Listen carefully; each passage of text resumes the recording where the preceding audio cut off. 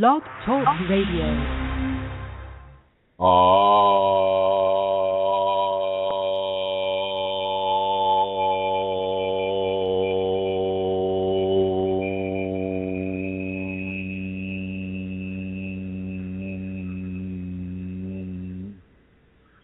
Hello everyone, this is Chrism, and I'd like to welcome you to another conversation about your Kundalini awakening system or equation.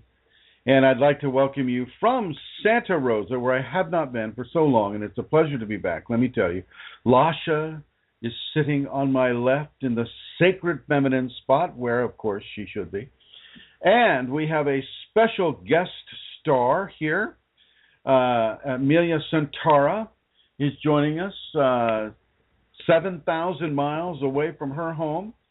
And as she has been joining us, since she came out here before the seminar, and Rosemary, her and myself drove up to lovely Port Townsend and had an excellent seminar. And it looks like we have Cole Kundalini, we have A.A. Tanya, two guests. We have Mr. Fashji himself. And I'd like to welcome everybody to this conversation. And I'd like to welcome Santara, as I always do. Hi, Chrism. It's really great to be sitting here in the chair next to you and saying hi to everybody on this Wednesday. I'll begin as I normally do, with letting you know where you can go if you want to make a donation. So just go to the website www.ascension-kundalini.blogspot.com, and on the upper right hand corner you will see that donate button, and just press that and it's easy peasy after that. As I always say to you every week, there is no pressure to donate, yet donations are very gratefully received. So if you're in a position to donate, please feel free to do so, and it is very, very helpful.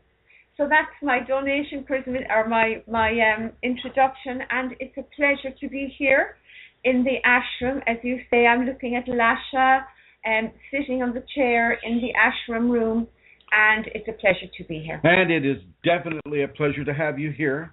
As you know, and as I hope you know, that KAS Systems is blessed to have this program that you and your husband, John O'Connor, bring out from the city of Cork in the country of Ireland, the Irish Republic.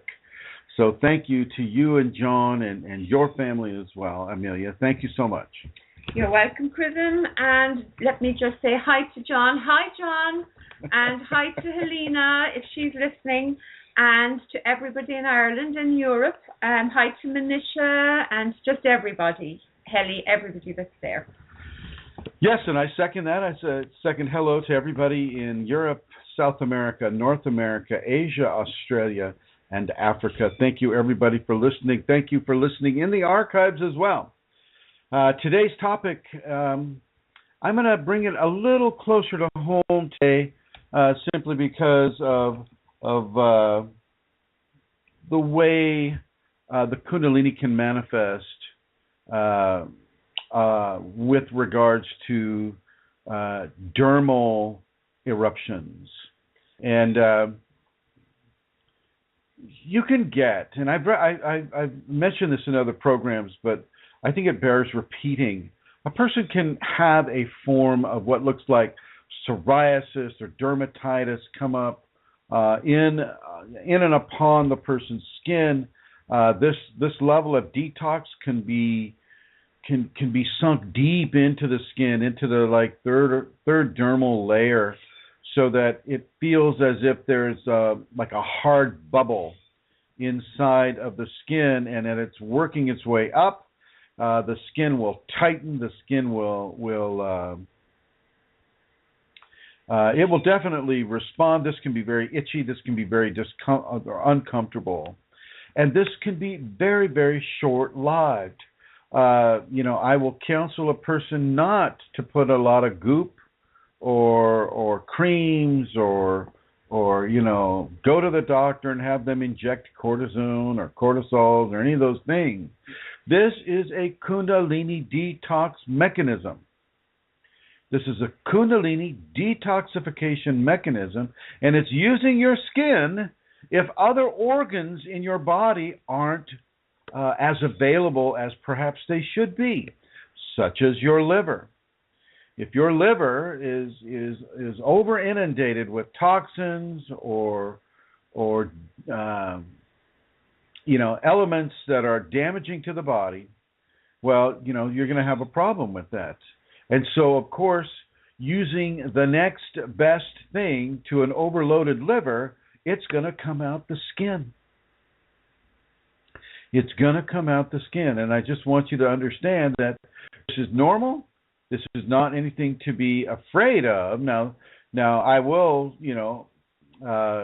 suggest that you do a liver cleanse. Do something that will allow the pressure to be taken off of the liver. Use that silymarin or silymarin, which is the blessed thistle. I understand that they're using that in the emergency rooms in Europe as a way to counteract liver toxicity due to mushroom poisoning. People go out there in the hills and they pick the wrong mushroom, they eat it, and they automatically go into an emergency scenario with their liver, and this silymarin is quite capable at saving someone's life for ingesting mushrooms. For those of you that know me well, you know that I have a very, very strong bias against consuming mushrooms. But that's just me. I know that many, many people enjoy mushrooms, but keep a bottle of that silymarin on hand just in case. And I would like to bring Santara on board with this because she is. Well, I'll let her explain to you what is happening with her. Well, I'm having definitely a skin eruption of a Kundalini origin on my skin. I don't suffer from skin issues. I get the occasional pimple on my face, and it's really very occasional. I don't have bad skin. I never, ever, ever suffered from any dermatitis or psoriasis or any of these conditions of any kind. I get occasional pimples on my head. I've always had that since my Kundalini awakened. I would get some pimples on my head that would come and then vanish within a couple of hours. And that's something that I'm very, very used to. However, I arrived to San Francisco a few weeks ago, 3 weeks ago now, and I can't remember exactly when it started. I think it might even have begun as I was arriving. I became aware of what felt bigger than a pimple under my skin, like a boil, and I smiled to myself because I remembered having a bit of a pimple the last time I came here, and Chrism would be saying to me, burst it, and I saying, no, and I've this horrible old boil for ages. So the thing is, I was aware of it and wondering when would it come to a head, but that's not what happened. It began to spread, and I began to get kind of bumps underneath my skin, and then it spread on my cheeks, and it spread up near my eyes, and by the time we got up to Port Townsend, to me it was really horrible. It looked awful. And not only that, but it also was I was quite sore and itchy insofar as my skin was being pulled, and it was very swollen and sore and hot, and it looked awful. And so that brought up a lot of things for me. Chrism told me that, it was a detox, and my experience has been in the last few months that I haven't been eating well. I've been eating good food, but I've also been eating a lot of rubbish, a lot of sugar, a lot of carbs, stuff that really is not good. And why would you be consuming these foods? Because my excuse is that I was under stress. There's been a lot of things happening in my life since last September, October, since we moved back from Kerry. A lot of things going on with the house, a lot of different things going on. And then the new year came around, and a lot of things going on with my Kundalini, extreme bliss, and a lot of phenomena, a lot of detoxing as well for me, emotional detox and things. And when I would eat the rubbish, and the rubbish would be, let's say, biscuits or chocolate, I didn't get a kickback from the Kundalini. It didn't feel like it was a bad thing, you know. In other words, she didn't let me know in obvious ways that she has done before that this was not okay. And so I kind of took that as it's okay, you know, my ego did. And I continued to eat, and I put on a lot of weight, and I was eating a lot of rubbish. So, yeah, when I got here and Chrism said about detoxing, you know, and that I had put a lot of strain on the liver and that I needed to do a liver detox, I thought, yeah, that makes sense. My diet has been really, really bad. However, there were other things that arose for me. I mean, leaving aside the discomfort, and it really is painful. I'm going to whine here now, but it is painful and it's sore, and I'm very swollen. My eyes are puffy. I mean, the guys that met me in Port Townsend, it's worse, guys. I'm now very puffy and sore and swollen, and it's spread as well down around my neck.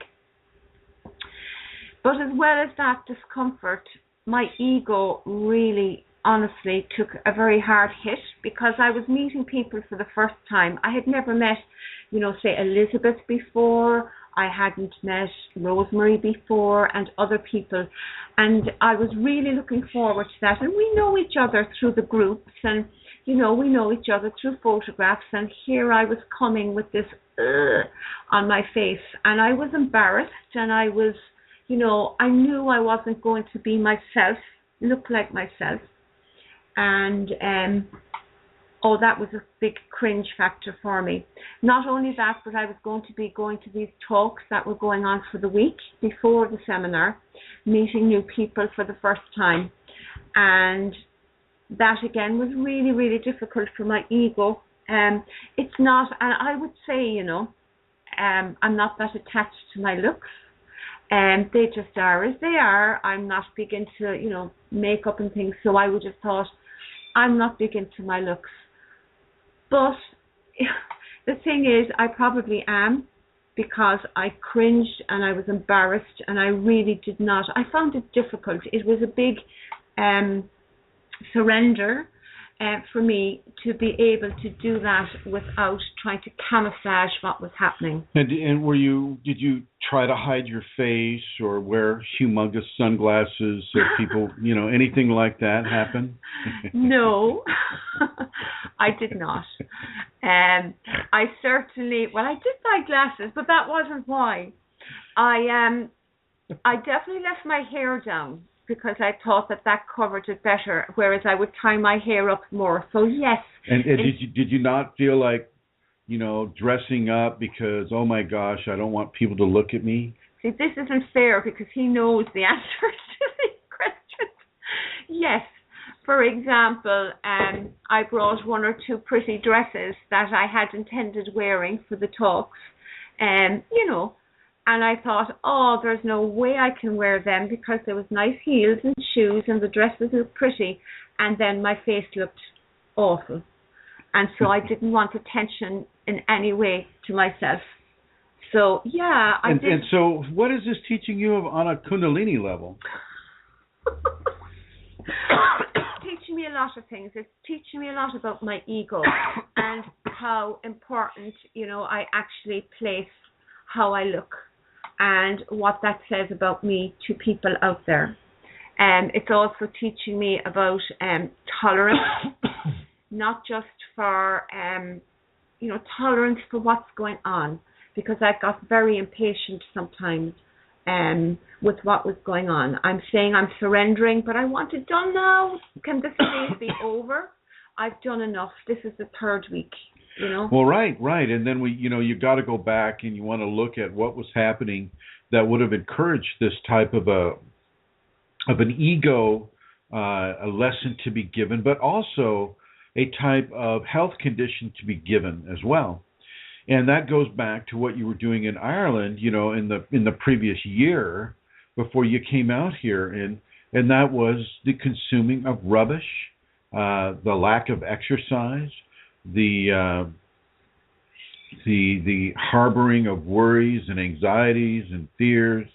I know that you and your husband have been going through a lot of house hunting, and the way it's done in Ireland, evidently you can get right on up to signing a contract of ownership, and then right at the last minute they can demand more money, and that puts the whole thing back to square one. Or I mean, you put a bid on, I think, 2 different houses, 2 different places, things like that. Yeah, well, there was various things that happened. Yeah. And thank God you've landed on one that I think is going to be really, really nice. She'll be living in a place called Cove. She'll be living in a cove, basically, in a business district, and that her house will have a bakery in it. How cool is that? So Kundalini bread, everybody. Kundalini sourdough with nuts, pumpkin seeds, the whole bit coming out of Amelia's place in Cove, Ireland. Come one, come all.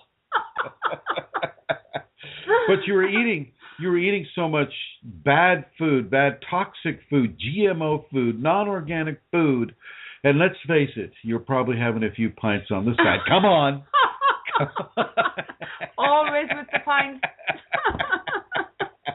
Pints and toilets, that's what they're known for. Oh my gosh. Yeah. But I mean this is very true, particularly in the last 6 months. Not so much in the 6 months previously, to be honest. And so some of the students may be asking, well, God, here is Santara, the ultimate Kundalini angel, and how could she have fallen so far into the detritus of deleterious dietary intake, and tell us a little bit about that. Well, these are the questionable comforts. Let that be now known. So go ahead. No, go ahead. No, you go ahead, please. All right, so I just want people to know that everybody's ego has its agenda with the individual that it's inhabiting, and you can be, saint whatever. I mean, Ramakrishna was staying here, and he was being helped to stay here by eating chocolates or doing things of basically an ego-based nature in order to find a way to ground himself so that he just didn't die and leave. But I don't think that's the case with Amelia. I think the case with Amelia is she had urges, and she responded to the urges the way she would have responded to the urges a while ago. But there's another tangent to this that I think is really, really important for everybody to understand. She had to have this condition, so this condition could be taught about from an authentic, first-hand way. She had to be able to have these marbles of toxin under her skin pushing their way up, and out. She had to have this. You can't just sit there and teach about it and not have it. It's like, oh, yeah, well, it feels like fluid-filled marbles under the skin pushing their way to the surface. Sometimes it's necessary within a Kundalini context to come at it from an authentic perspective. And right now, you have that authentic perspective. I have had aspects of this happen. I haven't had it happen on my face or on my neck or on my back or, anything like that. I've had it happen on my hands, strictly my hands, maybe a few other places along the body. But this is very, very important for people to understand. What you eat counts. Stay away from the GMO. Stay away from the Stay away from the GMO. Stay away from the conventionally grown crops and products, including wheat. Wheat has positive aspects to itself, but it also has some very, very negative qualities as well. It's well, what's that word I'm looking for? It tends to, Well, it forms mucus. well, I mean, it's yucky. It clogs up the system. Is that what you mean? no, it can be very abrasive to the body. It can cause your body to swell. It can cause, there are some deleterious aspects to it. If you're going to eat wheat, eat the spelt. Spelt is handled by the body in a very, very different way than, say, your normal, U.S. wheat grown crop, and sprayed with everything Monsanto wants to spray on it, which, of course, is not going to be handled well by your body, which is partly the whole purpose. So stay away from conventionally grown foods. Get into the organics. Grow your own food. I know we're not used to working that field. We're not used to working that garden. We're not used to getting out there and doing these things. But do it anyway. Do it anyway. And let yourself have the Kundalini in a clean and pure vessel of grace, which typically, I think, for the most part, Amelia has had, but this last year she has not had. She has not kept up her discipline. She has not kept up the practice that I told her to do. She's 7,000 miles away from me, and, she's like thinking, well, okay, I'll just do this. And he won't know. He won't know. Now, she's shaking her head, and I'm going to give her a chance to respond. Go ahead.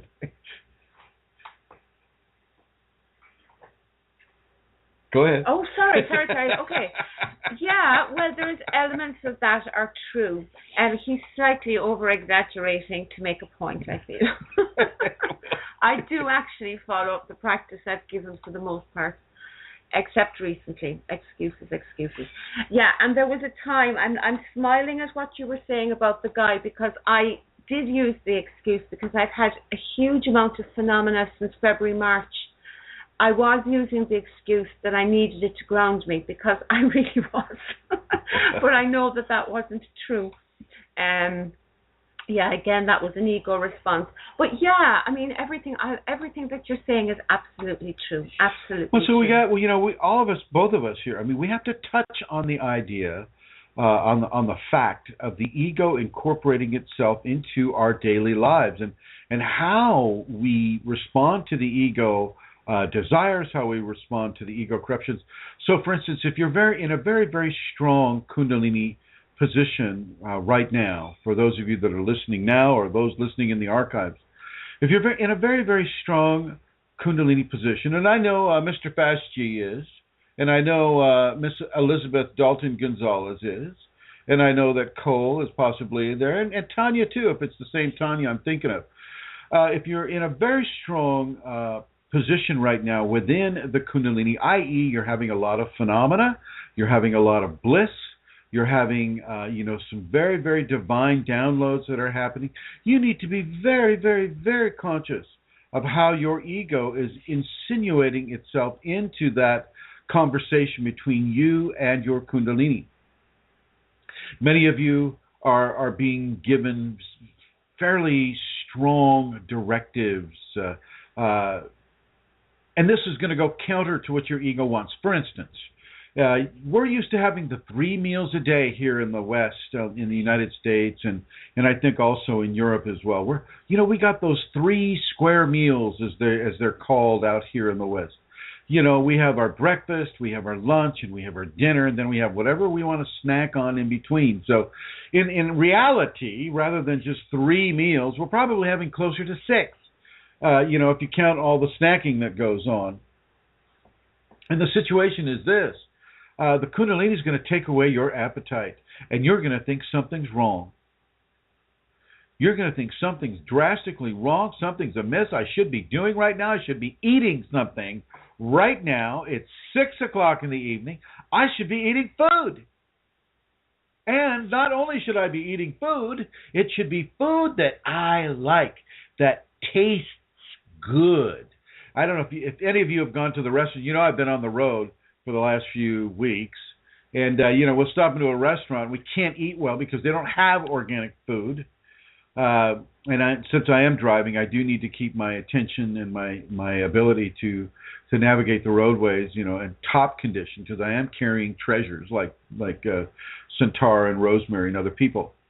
So it's very, very, very important to realize that you're not getting good food when you're on the road. You're not getting that good food. It's loaded with GMOs, loaded with chemicals, loaded with toxic pesticides.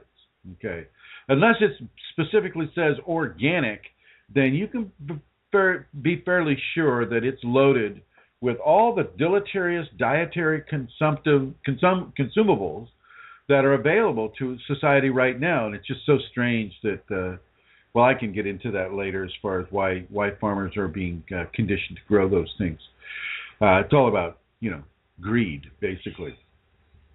And so the other thing you want to look at, though, is even in today's language, as you go into a restaurant, and I've done that quite frequently lately, and they'll say, how does the food taste? They're not saying, oh, is the food good? Because we know it's not good.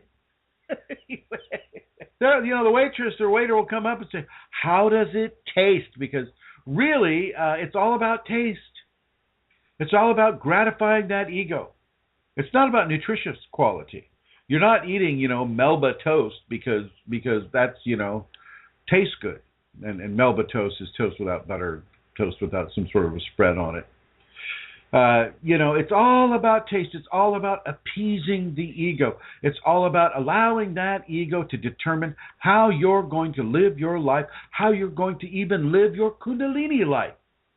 How many of you right now are able and willing to sacrifice what you know to be good, what you know to be happy, what you know to be positive dietary consumables for the Kundalini, which is an unknown quality within you. It's a consciousness within you. It's not always talking to you the way you want to be you want to understand everything about everything that it wants to give to you. And if it's not saying that to you, if it's not satisfying the mental food that your ego wants, well, what is your ego going to do? It's going to go into resistance, just like Amelia's. We're surrounded by people that live their lives by virtue of their ego. This is the bulwark of society, is that the life is lived through through happiness, the want of gain and the want of being happy, and it's all about ego pleasures, ego complacency. It's all about that. We want to be full when we leave the table. We want to eat as much as we can eat until we're full. We want to have sex whenever we want to. We want to have strength and powerful performance in whatever thing that we want to do with ourselves. It's all about that, but it's not so much about discipline. It's not so much about working towards a certain thing. We're very much an instant gratification-based society. And it's very important for everybody to understand that within a Kundalini context, your ego is still going to be pushing for those qualities. And the Kundalini may just, exacerbate that amazingly by amplifying some of the issues. But on the other hand, she may also just take things away. So you won't have the hunger at the dinner time the way I was speaking of earlier. You won't have that hunger. But your ego is going, well, you should be hungry right now. You should be hungry. If you're not hungry, something's wrong. Something's not right. Well, even though I'm not feeling hungry right now, ego's saying, well, you really, Chrism, you should really be hungry right now. This is not right. So okay, I'll just have a little bit. I'll have something over here. Let's see. Maybe I'll have something over here, and maybe I'll have something over there. Oh, well, okay. And then there's something over. Okay, now just in case something was wrong, I've eaten, I've satisfied myself, and you've totally gone against what your Kundalini was communicating to you. Remember, Kundalini will not typically come to you as words. The divine goddess will not come to you to, oh, Chrism, eating that Danish or eating that cake or eating that whatever it is you're eating, whatever you can call that, my word, never mind. Chrism, I took the hunger away from you for a reason. And the reason wasn't for you to push something into your gut, whether you were hungry or not. The reason was for you to begin to listen to the grace that I am within you. And to surrender to that grace. To say, hello, Lauren, I see you there. Lauren and Cole were at the seminar, and as well as Elizabeth, and so I just want to say hello, a special hello to all of them. I can see you on the chat group here. The Kundalini is, if she were to say in words, she would say things of that nature. What are you doing? It's not about gorging yourself until your intestines explode out of the sides of your body. Amelia's trying not to laugh. My God. No, I'm listening to everything you're saying. I'm listening, but there are times when, yeah. It's interesting though, Chrism, because for many, many years the Kundalini did. I mean, I followed diets quite easily. And I'm realizing what has happened is that I just let all that go when I stopped being supported in that, or very, we say, directly guided by the Kundalini. She stepped back and said, I think, now you're on your own. And I was okay for a while, and then I wasn't. Yeah, and you bring up a good point, Amelia. I mean, when we're under the hard guidance of the Kundalini, when the Kundalini is basically saying, hey, you're not going to eat this, you are going to eat that, you're not going to have sex, you are going to have sex, you're not going to stay awake, you're going to go to sleep. Now you can't go to sleep, you're going to be staying up for a week. When the hard guidance backs off, and then you're given to live your life within a Kundalini responsible way, you will become, because you've had this for over 20 years now? No. Not the actual awakened Kundalini, no. 8 years, is it? 8 years. Yeah. So you've had this for 8 years, and this is really, this is enough time to have this and to have it responsibly. You've learned through various lessons, personal lessons, how things work with the Kundalini, and, certainly since 2010 when you and I first met. And so, you bring up a really good point, Amelia, when you say that, the hard teachings, passed and now you're on your own. Well, you are on your own, but you aren't at the same time. You're on your own in the way that you're being given a test of your maturity and your discipline and your adherence to the protocols that the Kundalini agrees for you to have. Okay, you're on your own there, but you're just being tested. You've got to remember that Kundalini isn't really a time-oriented consciousness. It's not looking at its watch and going, oh, okay, she's got 3 more minutes before we kick in with something else. It's looking at you in a nowness that we can't even really relate to in a human way. But what will happen quite often is when you go so far off the dietary understandings that you know to be true and that you're teaching others to be true to as well, that when you go off of that wagon, so to speak, you fall off that dietary wagon, well, you're going to have amplified response. An amplified response would be something of a dermatitis nature, something of a psoriasis-based nature. But that is only one aspect of it. You've got to look at the multiple aspects of what the Kundalini is teaching to someone, say, going through what Amelia is going through right now. It's also informing you that your liver is a little bit too full of toxins, that as she cleans you out during the hard teaching, she's cleaning you out, she's purifying your chalice, the body that you are. You're becoming a very pure, angelic body.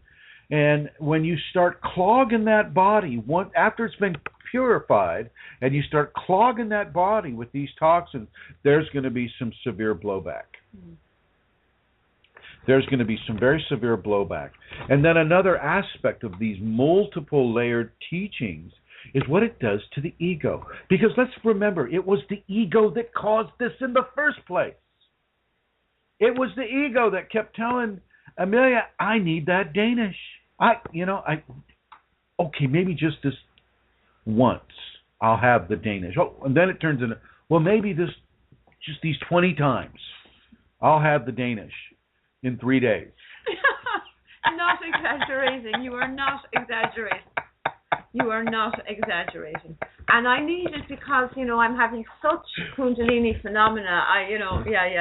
Yeah. And so it's very, very important for you to realize that the purity of the body isn't just pure so that you can damage it again. Yeah. The body is purified because it needs to stay that way and it needs to grow that way. Your eating habits are going to change, but they're not going to change just so that you can change them back.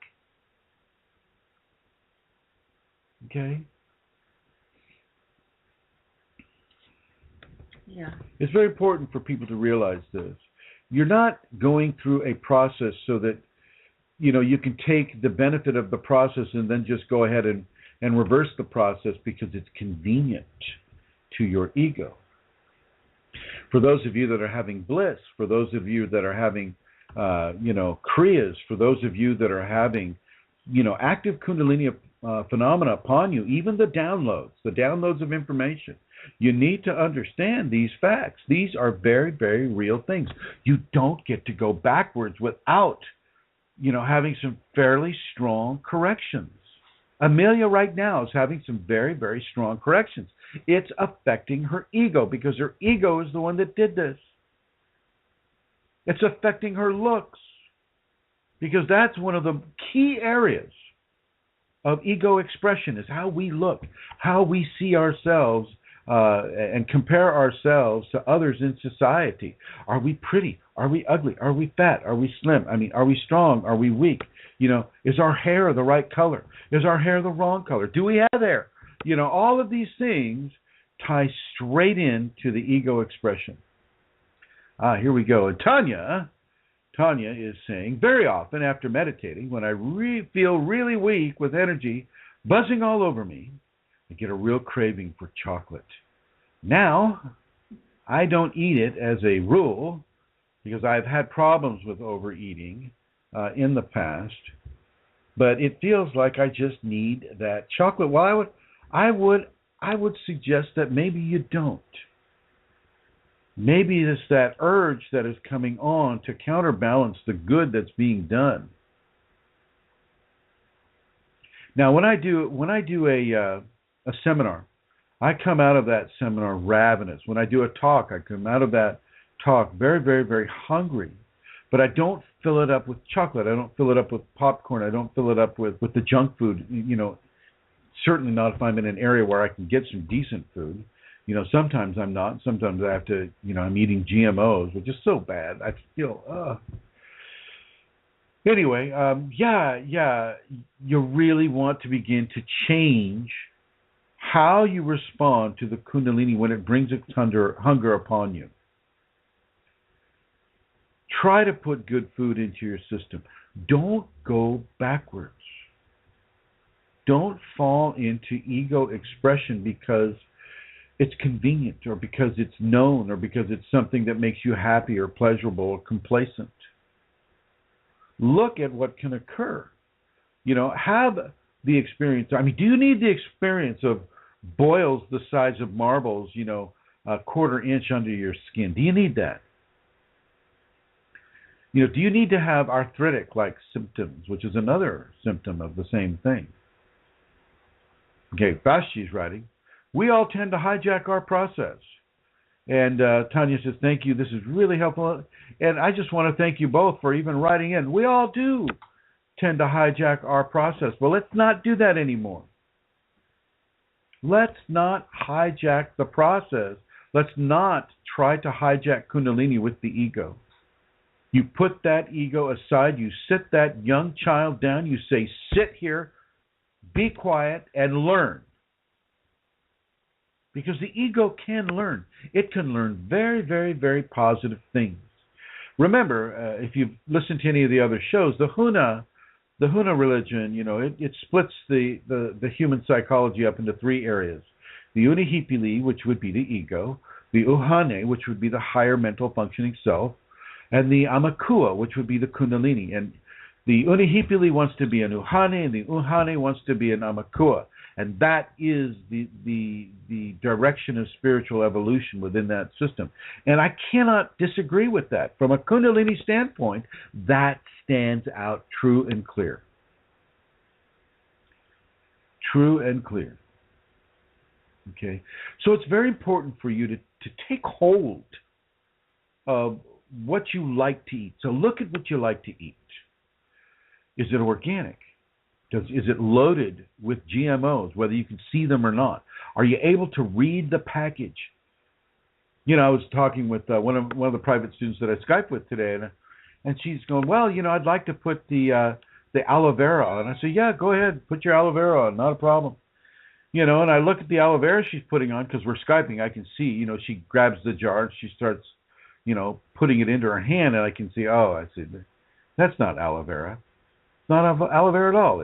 It's tocopherol, it's vitamin E, it's retinol, it's all these different polydextrin, all these different ingredients that have absolutely nothing to do with aloe vera.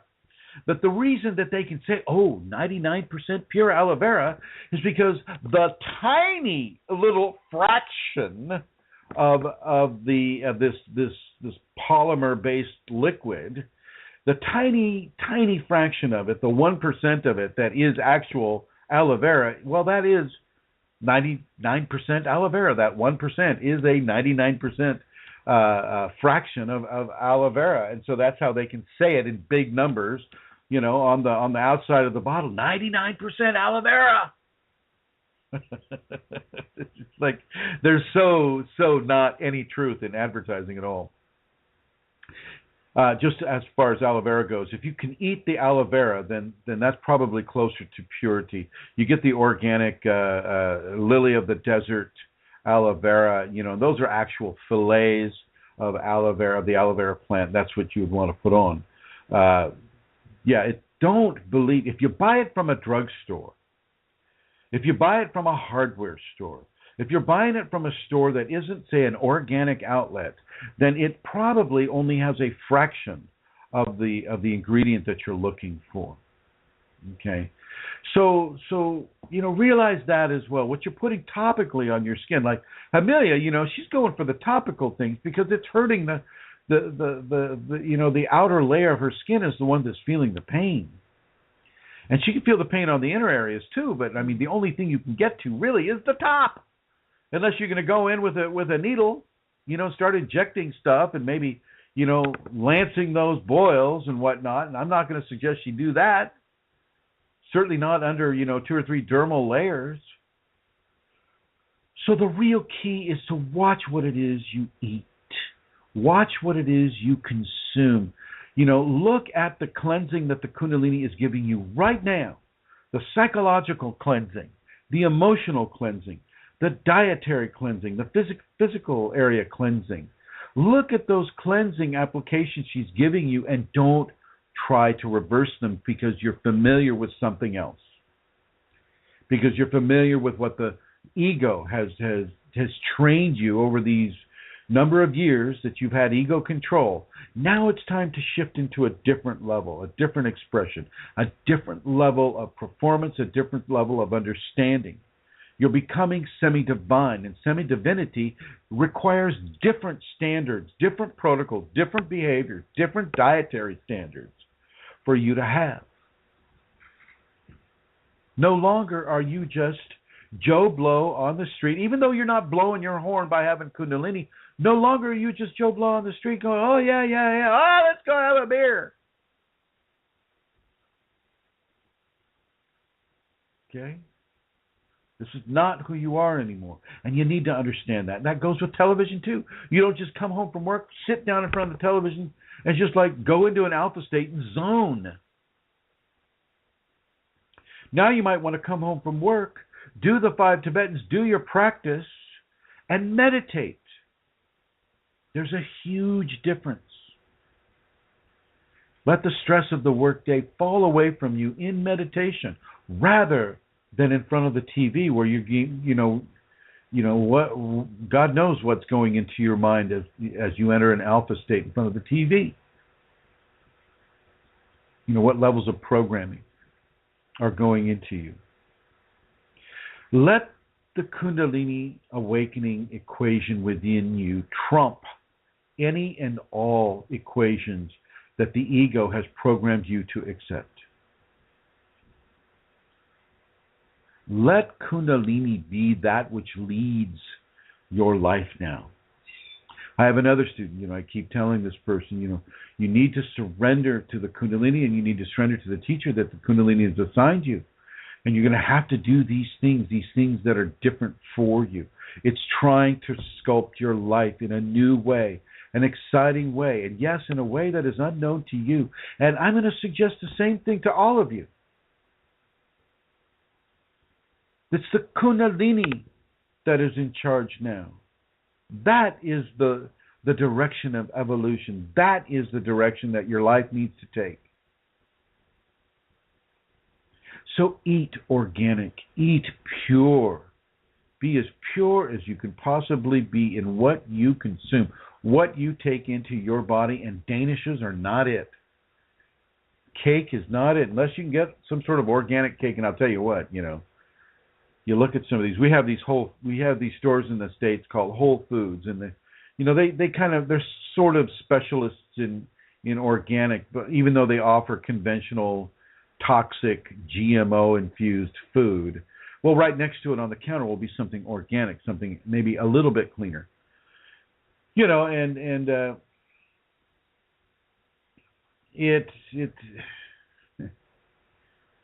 Yeah, well, let me just put it this way. You really want to read what's in the ingredients package. You really want to read it, because they're not all true. Let's see, we have somebody else has posted here. Tanya says, I do eat organic and vegetarian. I have very low iron levels in my blood, and I don't know if I need to do anything about it. Well, you can. That's the problem with vegetarians is they miss out on some of the qualities of compact proteins and iron levels. But you can either supplement yourself into a greater level of iron, or you can eat spinach. Spinach has high iron levels.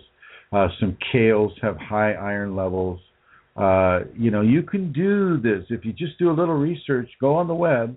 Look at what is vegetarian that has a high iron level, and that can help you, Tanya. That can help you really come out. And you don't want to have a low iron. Low iron is going to be, that's a difficult scenario. So, and because you are vegetarian, and vegetarian is not a natural vector of dietary intake for a primate. Primates are typically they're omnivores. They're not vegetarian. And so you're kind of going outside of what the primate body is looking at. So just supplement or eat the vegetables that have, a strong iron content to them. And don't overdo it. We're looking at balance. We're not looking at drowning yourself in foods that have iron. But I know that spinach has a lot of iron, and kale has a lot of iron, and Amelia, who is also a vegetarian sitting here, she also agrees with that. So nuts and there's things like broccoli has iron as well. Yeah, nuts and broccoli and spinach and kale. Do this and introduce it, and do it organically. Do it organically and really look. I mean, they're not letting them label anything in the States right now that says GMO, because they're criminals and crooks, and they're corrupted by greed. And these farmers, they just want as much tonnage per acre, and they don't care what's in it. As long as they get paid per ton, they're a happy camper, and they go out and they can eat another farmer's GMO, insecticide infused, pesticide ridden food crop, such as wheat or soybeans or corn. Look at your corn. Make sure your corn is organic. That means GMO free in some places, not everywhere.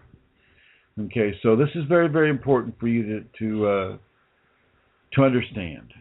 But also, let's just take it right beyond the whole dietary thing. And what kind of a mental diet are you partaking of?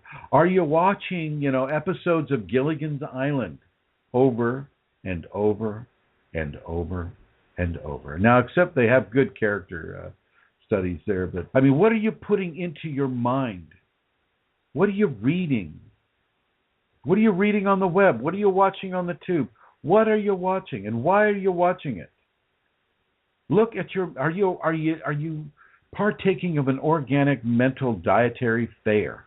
Are you taking of an organic and beautiful emotional fare? What are you doing with the other bodies of expression, and how are you feeding them? Are you feeding them with forgiveness? Are you feeding them with tolerance? Are you feeding them with personal discipline? Are you feeding them with honesty and truth? Are you feeding them with compassion? Are you feeding them with service to others? How are you feeding your other bodies of expression within a Kundalini context? How are you eating all 5 of the bodies? How are you eating in the way you think, in the way you feel, in the way you give, in the way you receive, how are you doing this? Kundalini is driving you towards areas of purity and cleanliness, and you live in an area in a world that is very, very impure and very, very unclean from a Kundalini standpoint. What are you doing? Are you taking every day as a day to honor the Kundalini? Are you getting up in bed and going, I will honor my Kundalini today in such and such a way? I will be honest and truthful and tolerant and helpful and compassionate and forgiving. Okay? I will eat foods that are organic and that are clean, that don't have GMOs in them. I will feed my body the best possible food I can possibly feed it. I will exercise my body. I will work in the dirt. I will work outside. I will do the push-ups. I will do the walking. I will do the jogging. I will do the climbing. I will do the stuff that I need to do. And I will do it in an area that has clean air. Not the mold-ridden, bad filtration air that the typical gym has. They're not going in every week and changing those filters and the airflow, the HVAC. You got to look beyond the normal. You got to look beyond the surface. Really, really, really pay attention to your body, your awareness. If you're hearing these words, then it's because the Kundalini wants you to hear these words. So listen to them, and listen to them well. Take them seriously. Take them literally. If you have a question, or you would like to participate in this program, I would like to give you the call-in numbers. The number is 347-934-0026. That's a United States area code, 347-934-0026. I would like to welcome somebody here. I have no idea who this is, but I'm going to just go ahead and jump them on. Hello, person. How are you? Yes, that would be you. 347-761-9249. And I guess I'll just have you listen there. I guess you don't know that I'm talking to you. It's weird, but there we go. And we have Miss Eileen. I'd like to welcome Eileen, and I'd like to welcome 661. So we're going to bring the 661 area code up. And because I don't know this entire... There we go. Are you listening? Well, maybe not. Yeah, go ahead. I'm really just going to go into these rooms, and I think I see Rosemary here. Hello, Rosemary. Hello, Hello there, Chrism. How are you? Happy Wednesday to you. And to you, my dear. And I'd like to remind everybody who is from the Minnesota Kundalini community that we do have a meeting tomorrow. And Rosemary, if you can go ahead and make that announcement. Or not. And Rosemary, Rosemary, go ahead. Wait, do it all over. Rosemary, stop, please. Now start from the beginning and please make that announcement. Thank you. Our meeting tomorrow is 7 to 8:30 our time. Phone meeting, and Chrism will be with us. And Amelia also. Right. So 7:30, you say? 7 to 8:30. 7 to 8:30, so that anybody in the Minnesota Twin Cities area, give Rosemary a call if you have questions about this. Her number is 651-452-3161. Is that correct? That's correct. And also I can add from our seminars from St. Louis and Florida and South California. And we have Elizabeth also. I think she's going to be on tomorrow with us. Oh, so, sweet. It just is adjusting the time to yours, comparison to Central Time. Understood. Thank you, my dear. How have you been readjusting to being back at the house after being at the ashram for 2 months? Well, yes. I'm taking it slowly so I can savor what I have, and every so often something will come up and pull the rug out from under me. But I think about our time together, and some things I know what you would say in there, and it's an amazing experience being there and then being back home again, and it is. Well, so I just want to say that you left a beautiful, beautiful fingerprint on everything here, my dear. Oh, that's kind. Thank you. And I'm going to put you into the blue, and I believe that Cole is asking, do you have any book suggestions related to spiritual truths? And really, Cole, what I'm going to suggest you do, and anybody here who is asking to do, is I'm going to ask you to go to KundaliniAwakeningSystems1.com. That's the number 1.com.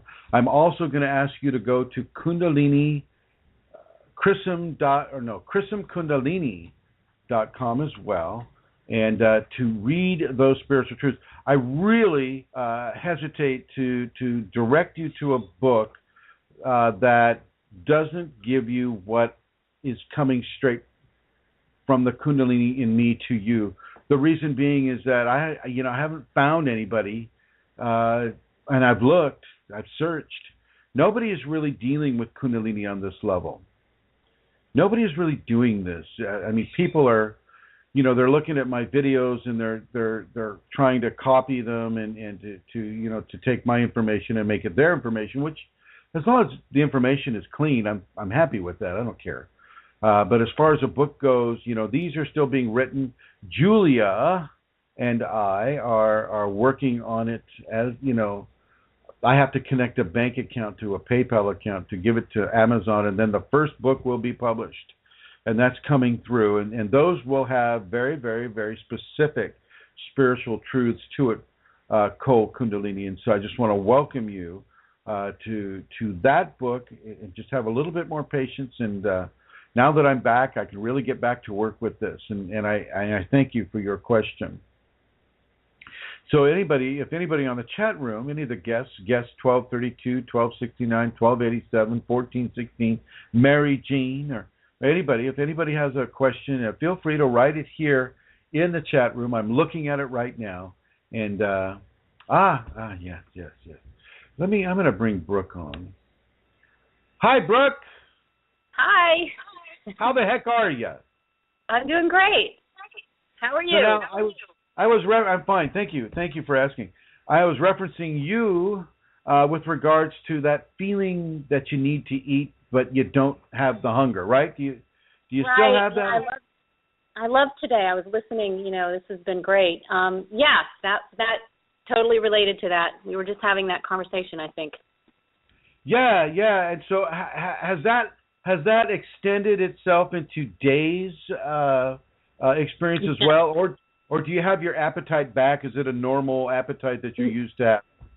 No, I do not have it back, and I've had this all along, on and off, but just to speak with you about it has been, and even listening to today, it's just clarified. But, I was feeling yesterday that I needed to eat because I hadn't eaten. And, I appreciate what Santara was saying about the ego, because what happens with me when I don't eat is I get so skinny, as most people would, but I get so skinny, and my ego just does not like that at all. So what I was thinking yesterday was I have to eat. I need to eat something.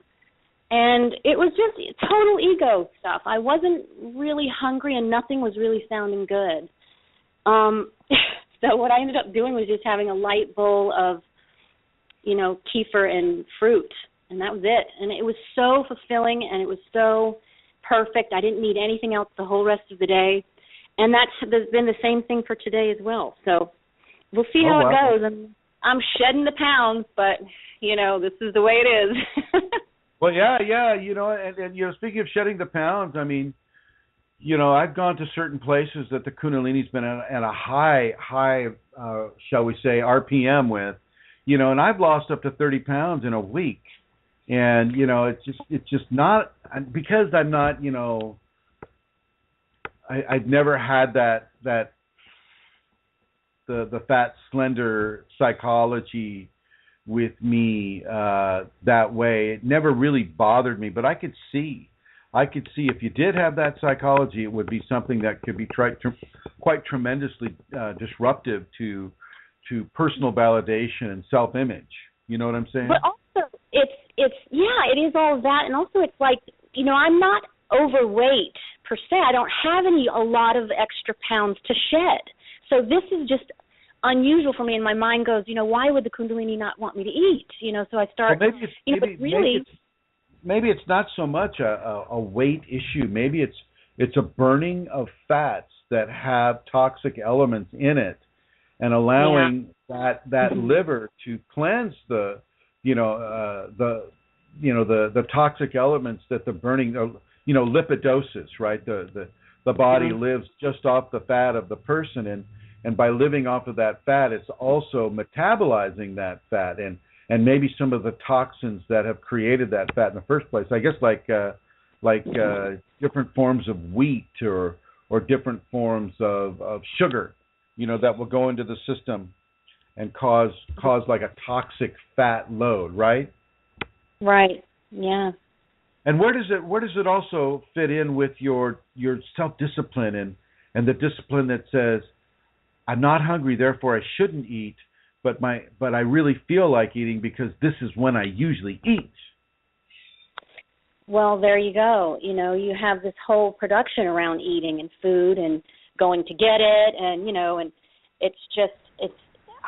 what I saw with myself was that a lot of that was all ego driven or ambition around from the ego. So it's so true. You bring up something very, very important that I haven't touched on yet. So I want to thank you for that. Is the big production around food? The big production. It's like, okay, and the silverware's got to be absolutely straight, and the coffee cup has to be at the 5 o'clock angle. You can see that I've worked in the food industry. Hotels. Yeah. That's hotel talk. I know that talk. The restaurant experience, and it's just got to be perfect and delectable, and as I mentioned before, it has to taste good, because if it doesn't taste good, then it's not good. Yeah. And what I noticed is. Go ahead. Oh, go ahead. Well, I was just going to say that once the production is not there, you sort of have all this space. So you're not doing the production because it's not needed. You don't need to go do all this, surrounding this whole thing about eating. And so I realized that I had so much more space to focus my my meditation and my devotion and my thoughts on the Kundalini, basically. So it just left me with more space, is what I noticed. The production is a distraction. The production is a distraction. The production is the distraction, and the real test of that is to be able to go into a good organic restaurant like Amelia and I did the other day at East West here in Santa Rosa, good organic food, and not buy into the production. Mm-hmm. Not buy into the production. And Lauren, I just want you to know, I'm going to get to that in just a second here. Not buy into the production and not buy into the expected appreciation. Okay? Look at it as really good, wholesome food, for sure. And try to separate the ego expectation from it. And so I want to thank you, Brooke, for coming on and having the courage to talk about you and your process. And I really, really do look forward to seeing you out here in Santa Rosa soon. And it's just a blessing to have you on board here, my dear. Thank you. See you All guys. right, I'm going to put you in the blue zone, and I'm going to answer your question, Mr. Lauren. And Mr. Lauren asked a question: any suggestion for someone having EMF sensitivity issues? If you cannot escape into the wilderness, luckily it's not me. Well, the first thing that I'm going to suggest is you stop using Bluetooth. Bluetooth technology at this point can be very, very, very hurtful, and I mean it hurts after a while. I mean you're going to you'll start feeling a headache load coming on, and then your body will command your hands to automatically rip those headphones off of your head, or that earplug out of your ear, or away from that the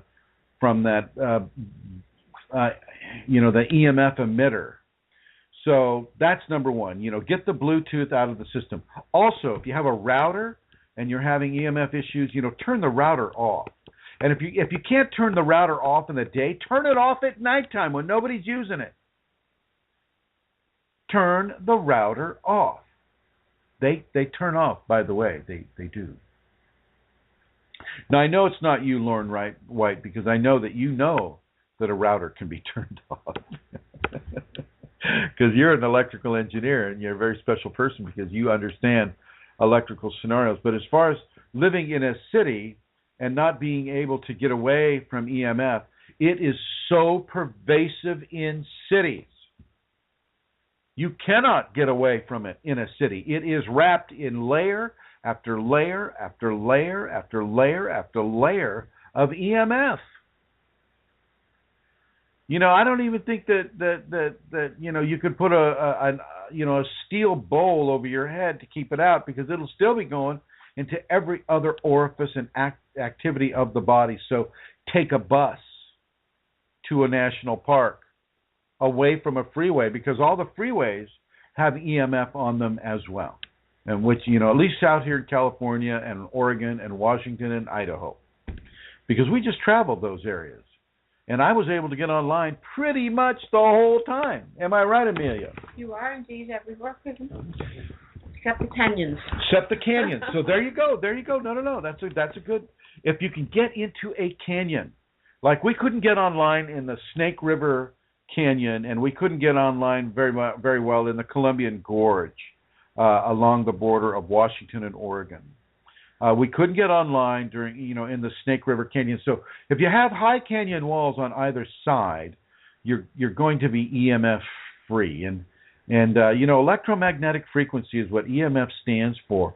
But I don't know, Lauren, if you're talking about the EMF that comes from, say, your desktop computer, that tower, that typically they're calling a tower now, or how you're phrasing that. Is it just Wi-Fi that you want to get away from, or is it a big computer type of tower setup that you want to get away from? Maybe you can write again and let me know what you're referring to as far as EMF. If it's just EMF coming off of a computer, well, you just turn the computer off. Okay. EMF sensitivity, as I'm understanding it, you feel it in your head. Matter of fact, I'm feeling it right now, and I'm going to turn this little phone off because it just irritates the heck out of me. I'm finding that I can't do Bluetooth anymore. Is that the same, Chrism, as the big high, the high wires, those big...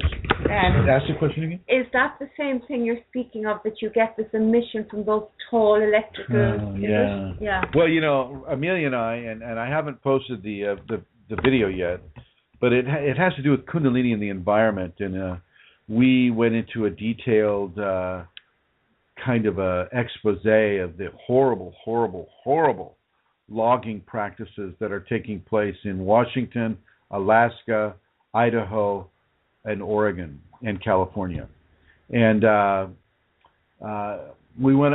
The Kundalini led us up to a place called the Hobo Cedar Grove at a top one of the mountains in Idaho, and right there at the Cedar Grove, there are these high tension wires. And you could literally hear the electricity going,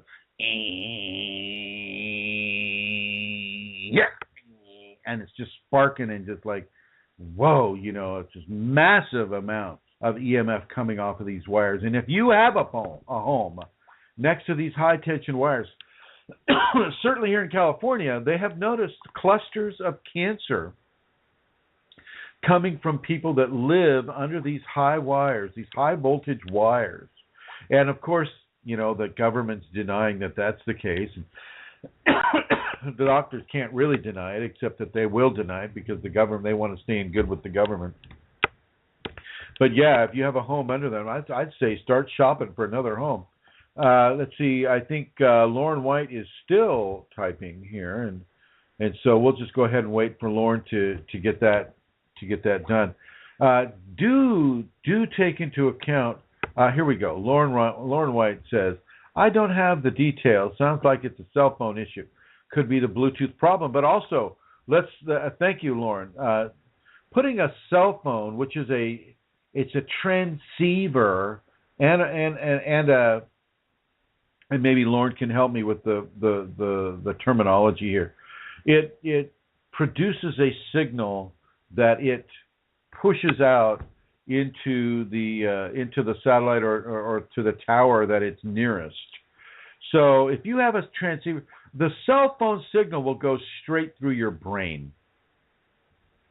And if you're holding that iPhone 6 Plus right next to your head, that cell phone signal is frying your brain.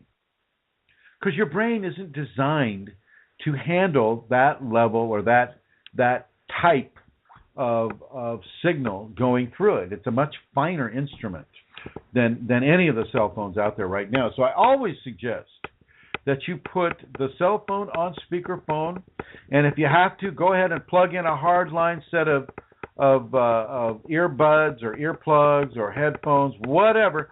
I just don't use the Bluetooth. Do not use the Bluetooth. Tanya says, I can't use phones at all, Lauren. My whole body just rejects them. And this is absolutely true. I totally agree with Tanya. If you can do without a cell phone, do without a cell phone. My Kundalini allows me to use this iPhone 6 Plus, but I tell you, the most used feature on that is the feature that makes it talk through the speaker on the phone. It's not often you'll see me with that thing sticking up next to my head. I won't recommend it for anybody who's listening to this broadcast. Okay? And I know, all the cell phone companies, because they want to escape all of these lawsuits that are probably going to happen in the next 10 years. The country of Sweden, did a very clear study showing tumors growing in the brains of people that had, fairly deep exposure to cell phone signal. Now, those were the analog signals, I think, that they were doing back then before the digital came through. But I'm fairly certain that the digital will do exactly the same thing. Okay, exactly the same thing. So don't stick that cell phone up next to your head. Put the speakerphone on. Get some earbuds going. Get some sort of a device that takes and redirects the signal away from you. Now, I know, like I have this iPhone off right now, but I have this computer on. And bye, Francine. Have a good one.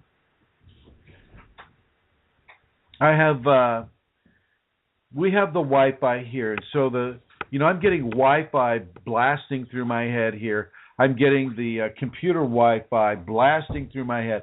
I'm getting Amelia's Wi-Fi from her iPad blasting through my head, and she's got the same thing going on here as well. To some degree, if you're going to live in society, well, guess what? If you're going to live in society, you're going to be how do I say it? You're going to partake of society. You're going to partake of the ills of society as well. You're definitely going to partake of the ills of society at the same time that you partake of the benefits of society. And so it's very important for you to realize that, but you can minimize these risks. As I said, you don't have to have the cell phone plastered up next to your head. You don't have to have that Bluetooth device plastered up next to your head. You don't have to have the Wi-Fi router on 24/7. It has an off switch. When you get up, you'll turn that Wi-Fi signal on, and all your emails will be downloaded right then, right there. Hello. You don't have to sleep with these things on. And I will recommend that you don't. I want to apologize for those of you who are getting bumped off. I know that Elizabeth's getting bumped off, and I think Lauren, you might be getting bumped off. I'd like to say hello to Matthew Collins. Hello, Matthew. Nice to see you here. And to getting back to it, I'd like to say hello to Ask Dr. MC, who has joined us. Hello. Don't feel like you need to keep these devices on all the time. There's also a reason why the Kundalini starts to fry your electronic instruments. Both Centaur and I were at the iPhone or the Apple store yesterday because our iPads are starting to go screwy on us. And, it could be a mixture of just the age of the instrument, but also of our Kundalini going in there and saying, okay, enough's enough. Now, as many of you know, we are putting together an intentional community of Kundalini awakened people and people that are activated with Kundalini and the people that want to become activated with Kundalini. We are going into the wilderness with this, and we will not have Wi-Fi there. Not to say that we won't have computer, but we won't have Wi-Fi. It'll probably be hardwired, and the Wi-Fi activity on the computer turned off. There's a little switch on each computer that you can turn off that Wi-Fi signal. Okay. We're going to try to make it as EMF free as possible, simply because of the natural aspects of what the Kundalini wants to do with the body. The electrical connectivity of divinity to the body and the different changes that occur as the body's cells are transformed into divine cells. 1 foot in heaven, 1 foot on earth doesn't necessarily mean we need a cell phone between the two. With what I've been given to do, I've been given to reach into the populations, and the reason, the reach in, in my case, often certainly with what we're doing right now on this radio show, is the use of electronic instrumentation in order to form educational opportunities and infusive events for people that are interested in or already inside of the Kundalini awakening equation. And so this intentional community will serve us not only in that way, but it also gives us a safe harbor. As much as we can have within the United States and the different countries that we'll be doing this in, a safe harbor away from the deleterious effects of EMF, Wi-Fi, and the associated programming that can piggyback and ride those signals into our brains without our knowledge, and don't think it's not happening. Okay. So if you have any questions, or you'd like to make a comment, or you'd like to ask your own question, bring up your own topic, feel free to call in. The number is United States area code 347-934-0026. And Santara, have you had a chance to collect any questions for general knowledge? We have 39 minutes left. Let's fill them up. 39 minutes. Okay, Chrism. Here we go. Okay, so there was I have a few of them for sure. Okay, I started meditation around 2 years back and had beautiful experiences since then. I wanted to know, what are the different methods to open up energy blockages? I normally send my attention to a place where I feel there is a blockage, but I want to speed up the process, and I want to know if there are other methods as well. Well, of course, it's going to be different for each kind of blockage that a person incurs. The best way to remove a blockage, certainly if it's behavior-based, is to do the reverse of that behavior. So, if you have a blockage in forgiveness, for instance, so if you have a blockage, you just like to hold on to that grudge. You're one of a billion people on this world that, you hit me, I'm going to hit you right back, and it's going to be worse. If you're holding on to that kind of anger, if you're holding on to that type of a revenge reflex, and in many cases it's a reflex. You hit me, I hit you. I hit you to stop you from hitting me, which causes you to want to hit me because you just hit me, and therefore I hit you, and you hit me, and therefore it just goes on and on. Stop it. Stop the game. Walk away. Run away. Talk your way out of it. And if you got to fight defensively, and only if you must are you ever offensive in your speech, your attitude, your feelings, or your physical interactions with other people. Those, by the way, are the 5 rules of martial arts. Walk away, or you talk away. You got to talk your way out of it, or you just walk away. And if you can't walk away or talk away, then you run away. If you can't run away, then you're only being defensive. And then if you can't be defensive, run away, walk away, talk away, then you're going to have to be offensive with it. But only to the degree that it needs to be done in order to take yourself out of the scenario. If you have a blockage, against, say, not eating bad foods, so Santara for a while here, she was struggling with, eating toxic foods, and you have to listen to yourself and look at yourself in an honest way. Why am I eating this food that I know is toxic, that I know is difficult for me? And then go the other way with it. Take the action and go the other way. Make it real for yourself. You're not just reading something. Reverse it. Reverse the scenario. If you're being told, say the Kundalini is assigned a teacher to you, and the teacher is saying, okay, you have to surrender this aspect of yourself. And in many cases, the surrendering is going to be quite severe, quite steep, right? So we'll say the Kundalini is saying, okay, surrender your life to the Kundalini. Well, what do you do? This was like, well, okay.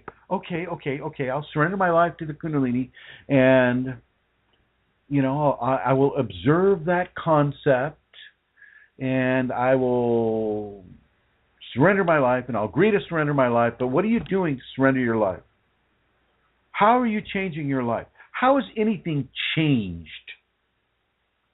What are you doing on a concrete level to change your life and give it to the Kundalini? Because when you say change the life, you can give your life to the Kundalini. Well, when you give your life, what does that mean to you? Or, I'm giving control of my life to the Kundalini, or I'm giving control of my life to my teacher. Well, how does that look? What are you doing to make that a real event, a real and permanent scenario? Are you doing your practice every day? Is that what it means to you? So, okay, I'll do my practice every day. Okay, I'll do my mantra every day. Okay, I will say this. I will do that. That's not a bad thing, but is it real to you? Is it inside your psychology? Is it inside your heart? What weight does your own word carry for yourself? Are you so used to playing the bullshit game with society that bullshit game has reached into your own consciousness, and you're no longer able to say something that is true and clear, even for yourself?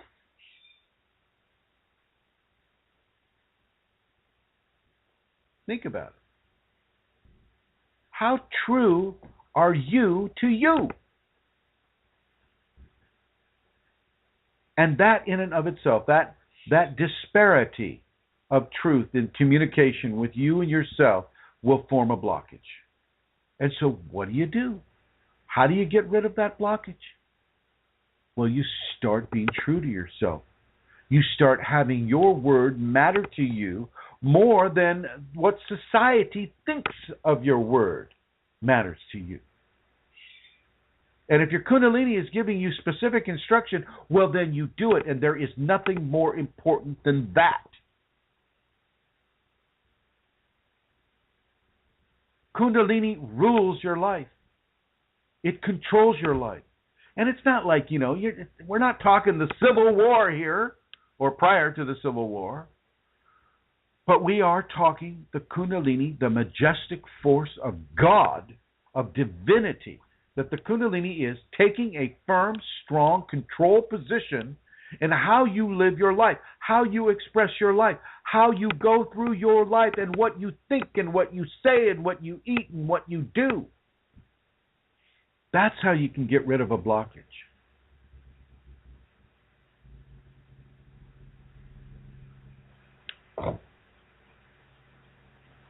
Thank you, Chrism. Woo. Right. What happens to our own consciousness and to the Kundalini consciousness when the body dies? Say again? What happens to our own consciousness and to the Kundalini consciousness when the body dies? Well, the Kundalini being a divine consciousness, it helps the consciousness of the individual transform and adjust to that new consciousness. We're just talking about a book, Santara and I, and a doctor has come out with a book about, dealing with entities and the phenomena of entity possession and things of that nature. And he's basically got a school that he's teaching out of Australia that they recognize that entities exist and blah blah blah, and they do certain things to try to demystify the whole entity scenario. Well, with death, with the Kundalini comes with you. What you have gained in a level of understanding, what you have gained within a level of phenomena, what you have gained in a level of wisdom teaching comes with you. And because you're inside of the Kundalini, a very different phenomena happens with you than happens with other people. Okay? The Kundalini will assert itself as the person is dying. And it's the soul of you that is really transformed, that is really given into the Kundalini care and nurturance.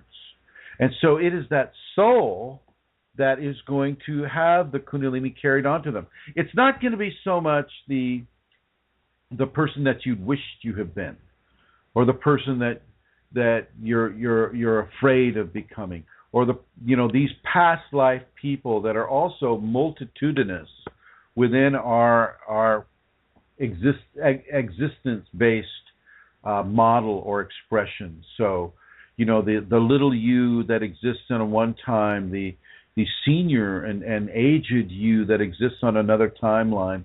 All these timelines come together in a human system, and they some of them are basically reality potentials or patterns of probabilities that might come into effect if certain decisions are made, and many of them are already realities that have gone by and that still have a tenuous hold on us now because of the actions that they once were, but there's a string that connects us to that probability that came into being.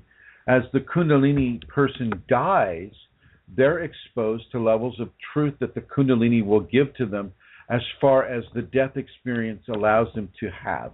So, for instance, if their karma has been met to some degree within the Kundalini, when that person dies, they get a lot more knowledge, they get a lot more understanding, and perhaps less fear because of that knowledge and understanding as they go through the death process. When it's time to reincarnate, or as the person is going through the review of the life, they can, once again, they're being taught how they were, what they were, and was that beneficial to themselves? Was it beneficial to other people? How did other people handle what they did or what they didn't do? What quality of choices and decisions and practices and self-disciplines were maintained? Where did you deny your Kundalini? And how can that be corrected in the next lifetime that's going to have the Kundalini? And it's going to happen, folks. You have the Kundalini awakened in you right now.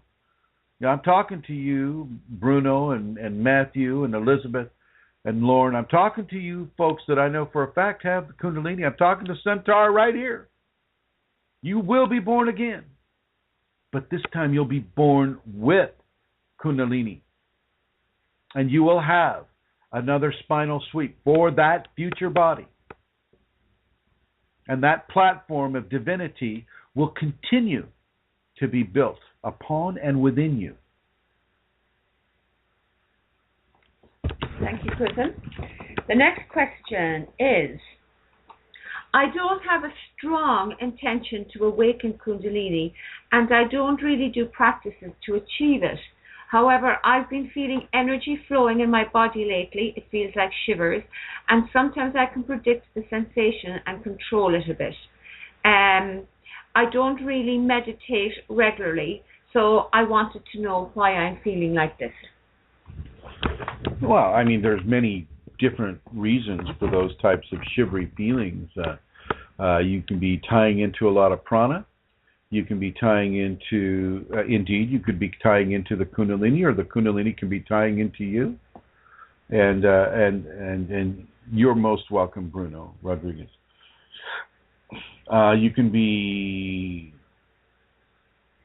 There are many different ways. Even walking into a discarnate, a ghost, can give a person the shivery feelings. That's none of those symptoms. I'm not going to suggest are actual indicators, or at least strong indicators for Kundalini activation. I would like to see a few more phenomena in addition to the shivers that would allow you to be given a more definitive conclusion as far as Kundalini activity goes. If you're not looking for the Kundalini, and you don't feel a compulsion driving you towards the Kundalini, I will ask you why you're on a Kundalini group. Because with Kundalini, it has that broadcasting of itself nature, and so I think because you're on a Kundalini group, you're partaking of Kundalini energy without even understanding that you may not even be interested in it. Well, I think certain aspects of you are interested in it, or you wouldn't have joined a group that says Kundalini Awakening ! I mean, come on. I mean, there's something to be said for the fact that you're standing amongst Kundalini people, and I don't care that it's an online group. Kundalini doesn't either. I give Shaktipat online, and it is effective. And so, when you tell me that you're not really interested in pursuing Kundalini, well, your actions are contradicting your written words. Okay, And so within that context, I will suggest that maybe there is a certain amount of interest for you as an individual with regards to having the Kundalini, the fact that you're meditating and you're feeling shivery stuff coming up your spine. Well, that could be, as they say here in the West, could be, a portent of things to come for you. But I would suggest that you source yourself first and come into a greater clarity of your own reasons for being in a Kundalini group, and then asking this question. Thank you, Chrism. So the last question here is there anything that cannot or should not be forgiven? This, you may not be able to reach forgiveness for all things that are, let's just take child or pedophilia. Let's take the selling of children for sexual objectification and for doing the sexual abuse upon kids. This would be very hard for a person who's experienced it to forgive. Not impossible. The Kundalini can really begin to act as an emollient against having pervasive, horrible grudges against the perpetrators of pedophilia. And yet the Kundalini, being of a divine source, can actually open up that individual as a way of seeing that, this is a karmic consequence for them. And within that karmic consequence, forgiveness can be reached. Within karma, there is really nothing that cannot be forgiven. Within the human capability of having forgiveness given, that is a different story. And some things cannot and will not be forgiven in this lifetime. They will have to go through a series of lifetimes. So, for instance, if you were a soldier and you really got into murdering people, but because it was backed up by the country that you live in and the commander that was giving you the commands to kill so many people, and you just, in order to get through it, you got into it, basically supporting it with all the fervor that you can as a good soldier would. That may take lifetimes for you to be able to forgive yourself. That can take lifetimes, but within the context of lifetimes, we're looking at thousands of years in many ways. There is nothing that is unforgivable. But within the context of a single lifetime, there are many things that can be just too much for the individual psychology to forgive itself for, or to forgive other people for. So, as a Kundalini person, should one strive? Always strive for, within a Kundalini context, all can be forgiven. Everything can be forgiven within a Kundalini context. But within the context of the individual, some things are just too harsh, too hard, too difficult. And so, outside of the Kundalini context, yes, it can be too much, too hard, and too harsh. Within a Kundalini context, even with scenarios as difficult as pedophilia or rape or murder or things of that nature. So let's say a soldier, murders these people, but he has Kundalini. Well, he knows that there's going to be a certain karmic payout for that. He knows that because his Kundalini is telling him that. And yet he has the Kundalini, and therefore forgiveness can be reached. And that emollient that Kundalini can be is really, really strong. And it really can clarify what happened, why it happened, who it happened to, why it had to happen to who it happened to.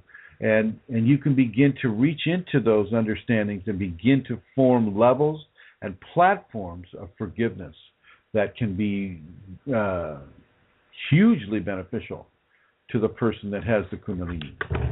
Okay, Chrism, thank you. That's it. I have no more questions. Oh, and my gosh, well, we have 20 minutes left here. And let's see, Cole, Cole has asked a question here, and so I'm going to go into Cole. Cole is on the chat group, and I will invite anybody on the chat group right now to ask their questions. Cole Kundalini asks, does the soul carry imprint intuition into the psychology of the next body, i.e. the deep desire to help others, which of the 5 bodies does, and he asks another question. So I'll answer the first one first. Does the soul carry imprint intuition into the psychology of the next body? Oh, yes, indeed it does. And I can tell you that from my own experience with it. As I came into this world, and from the age of about 2 to 13, I was transported into the Amazon jungle every single night. Every single night. And the psychology, I knew that it was, I knew where it was coming from. I knew what it was. I just didn't know why it was. And I wasn't getting any backup from my parents or my siblings or anybody that I was brave enough to talk about it with. And so, the intuition definitely gets carried into it. Just having intuition doesn't necessarily answer all the psychological questions that new body has. So, the deep desire to help others, yes, I had that. The deep desire to be helpful to the environment, I also had that.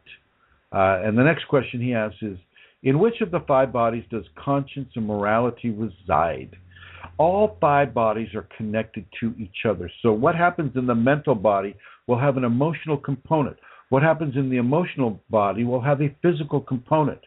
What happens in the physical body will have an emotional, mental, and physical and egotistic a string attached to it.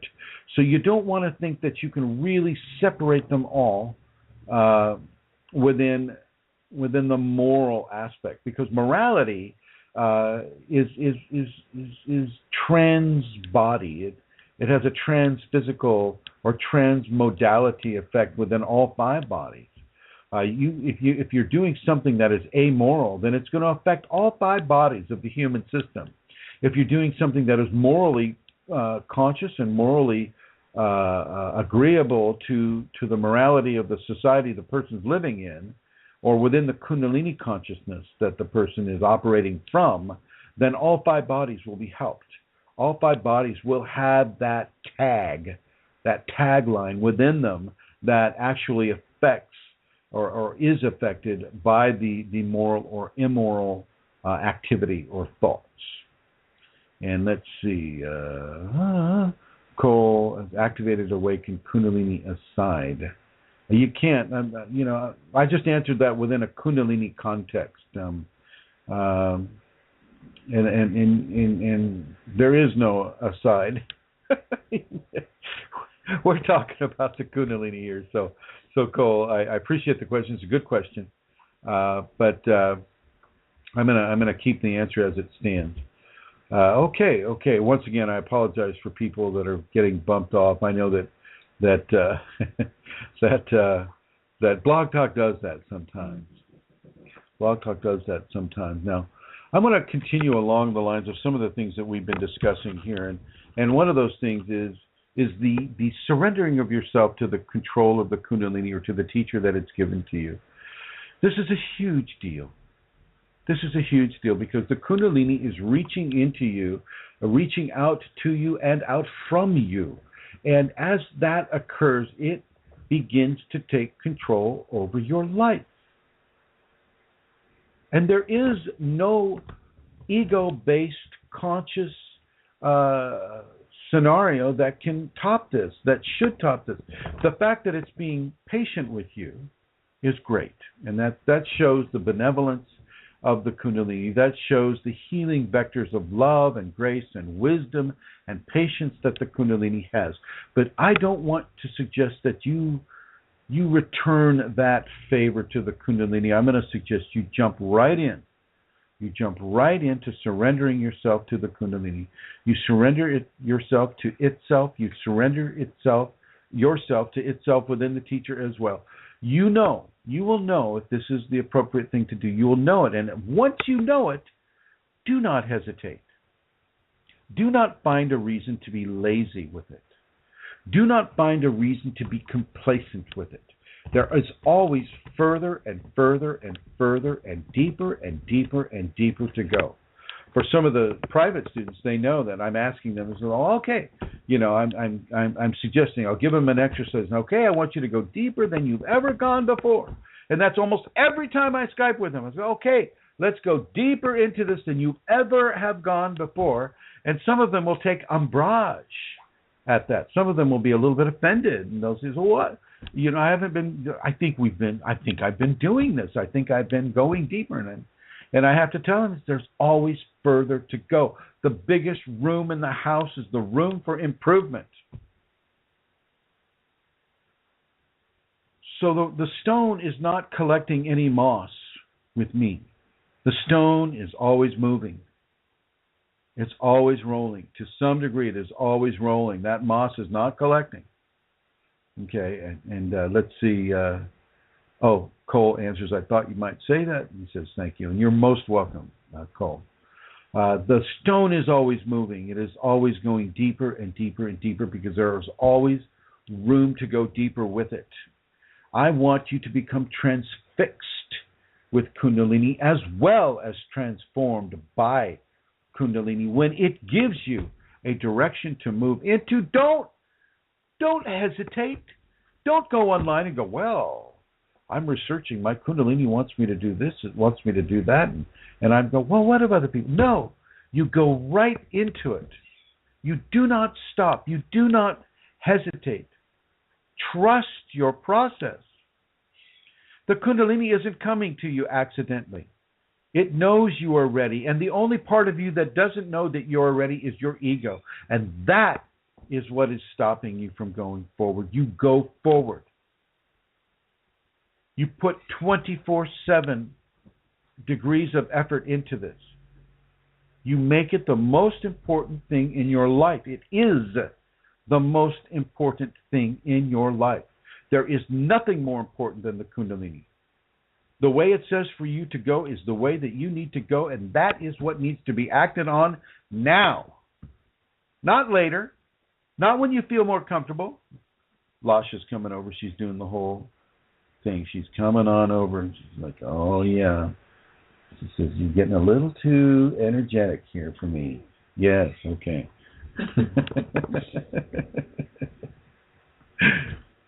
I'm even surrounded by Kundalini animals. Listen, Kundalini is the most important thing in your life. It is what is going to control your desires. If it's not doing that already, then it will start. You look at Elizabeth Dalton Gonzalez and her equation. We've had her on the show. It will commence fear testing upon you. Have a giant spider jump out of a jungle tree and land on your wrist and then sink its fangs into your thumb and see if not the Kundalini is controlling and challenging your complacency in life. Oh, Bruno, you're most welcome. You're most welcome. Really take it to heart. Take it to heart. Don't block yourself because you're afraid of giving authority over your life to something that you're not familiar with. The only part that is not familiar is your ego part. And that part can be trained to come into this and to trust. And Matthew Collins writes, she says, Chrism, in the first year, I had many energetic blocks. At about the 1.5-year mark, the energy released around the back of my head and over the back. Let's see. I'm sorry. Oh, it just shifted on me. The energy released around the back of my head and over the top of the head and into the forehead. That provided much relief. And it shifted again, so I got to backtrack here. Relief. However, I still had many issues until I made attitudinal and behavioral changes. Hearing Chrism talk, lost it again here. Hearing Chrism talk about surrender is one thing, but dealing with the consequences of not surrendering was a greater catalyst for me to surrender. Why is it that some people can hear the teaching and just do it, whereas people like me have to get hammered over the head to comply? Do each of us have a path of awakening of Kundalini, some being more severe than others? If so, why? Absolutely, Matt, and I want to congratulate you for the attitudinal and behavioral changes. Not the easiest thing to go into, because we're dealing with ego blockages here.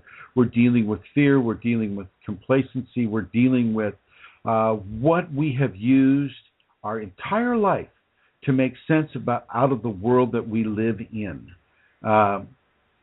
And so that's a big deal. You know, when you say attitudinal and behavior changes, that's a huge deal. And this is exactly what I'm talking about. So thank you for being apropos of what I've just been talking about. That's very good. Hearing someone talk about surrender is one thing, but dealing with the consequences of not surrendering is a huge deal. And that can be a catalyst to help a person surrender. Why is it that some people can hear the teaching and just do it, whereas people like me have to get hammered over the head to comply? Well, it's just that, you know, how strong is your will? I mean, Matt, you have a very, very strong will, and I'm dealing with there are other people out there that have very, very, very strong wills, and that will translates into a level of never say die, do not surrender. And we're taught in our life here in the States, never say die, don't surrender, don't roll over. Don't take teachings from anybody. You just learn it from yourself. If you don't learn it from yourself, then it's not worth learning. And so you're hammered over the head every day, every second, every minute, every hour of your life, up to the point of that Kundalini awakening, to never give up. Don't surrender. Don't learn anything that the ego doesn't want you to learn. And so all you're saying, Matt, is that you learned that lesson well. You were able to survive in this environment. I mean, you have the Kundalini. It has you, but now it's time. It's time for you. You had to go through that. You had to get hammered over the head. And other people right now listening to this show are also getting hammered over the head because of the will is so strong.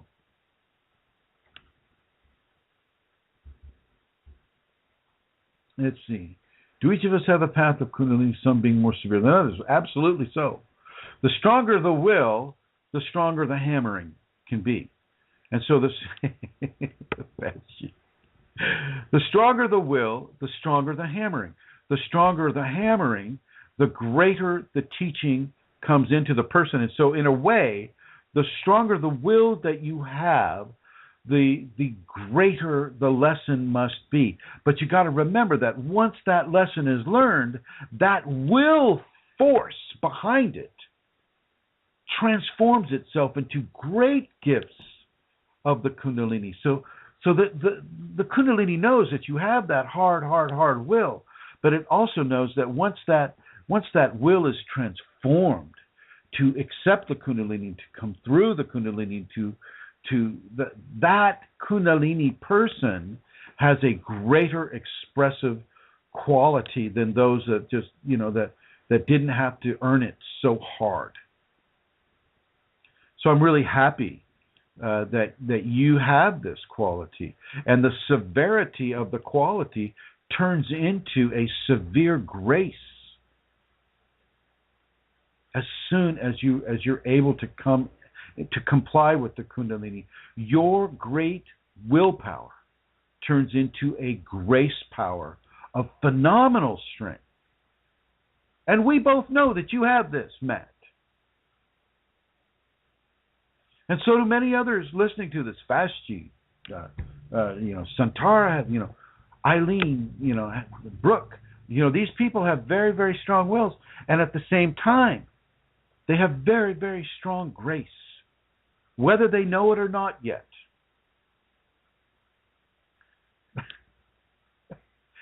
Well, thank you, Matt. All right, we're down to 5 minutes. And so really, dovetailing along what Matt has been talking about,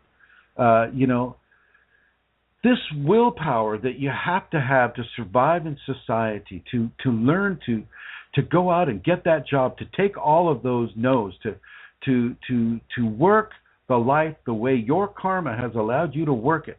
Karma controls how you look.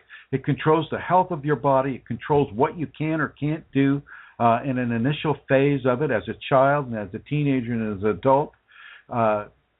Karma really, really has its hooks into everything that you do. And so now that the Kundalini has come, now that all of you have this Kundalini quotient within you, well then, yes, indeed, you must begin to comply, as Matt says. You must begin to comply. And it doesn't matter to the Kundalini how strong your ego will is. But what does matter to it is that you do reach a level of compliance and acceptance and love for what the grace has to give you. You reach that level. You initiate the changes that occur that level to exist, that allow that level to exist. You reach into your fears, and you obliterate your fears by opening to your Kundalini. If you've been given a teacher, then there is nothing that teacher gives to you that you cannot do. And the Kundalini will support it. You'll feel that support. If you're being given to do devotion on your knees, then you do that devotion. If you're being given to do the worst things that society, if you're being given to serve that Kundalini in ways that aren't hurtful to other people, number one, and not hurtful to yourself, number two, but is hurtful in a way to your will, the ego will that you've been raised with, that you have enjoyed certain levels of success with. If you are being given to exhibit areas of surrender that your ego goes against, well, then you go against that ego. You don't kill the ego, though. Let's remember that. I'm not talking from a Vedic response here. I'm talking from a Chrism Kundalini response. This comes directly from my Kundalini. This is what I'm surrendering myself in order to give to you. Okay. In fact, she says, give complete surrender to your Kundalini. I could not agree more, my friend. Thank you. Thank you for offering that into this conversation. And I would like to thank everybody. I'd like to thank Matthew Collins. I'd like to thank Bruno Rodriguez, Cole Kundalini, Elizabeth Dalton Gonzalez, Fashti. I'd like to thank Lauren White and everybody who is not getting bounced on and off. I'd like to thank Brooke and Eileen and Santara for being out here. I'd like to thank Lasha for not scratching me while I'm doing this show. She's crossed over a couple of times, so it's gone well. I would like to let people know that you can reach more of this information on Kundalini Awakening Systems, one.com. You can also reach it on chrismkundalini.com. You can 90 seconds. You can also reach it on the YouTube network, chrism.kundalini on YouTube. You can go on to Facebook. We have various groups there, Kundalini Awakening ! Kundalini Awakening Systems 2, Kundalini Awakening Systems 3, Kundalini Healing. I have a private group there, and you can go ahead and feel free to 60 seconds. Private message me on the Facebook network there. I'm at Chris Mitchell or Chrism Kundalini. Either way, it's that guy in the orange shirt with a beard. I want you to know that we have Kundalini Awakening Systems 1 on the Yahoo network, and we also have Kundalini Healing on the Yahoo network. We also have Kundalini Healing on the Google Plus network as well. Thank you, everyone, for coming. Mary Jean, thank you. Everybody, thank you for listening, and I look forward to talking with you next week. Bye-bye.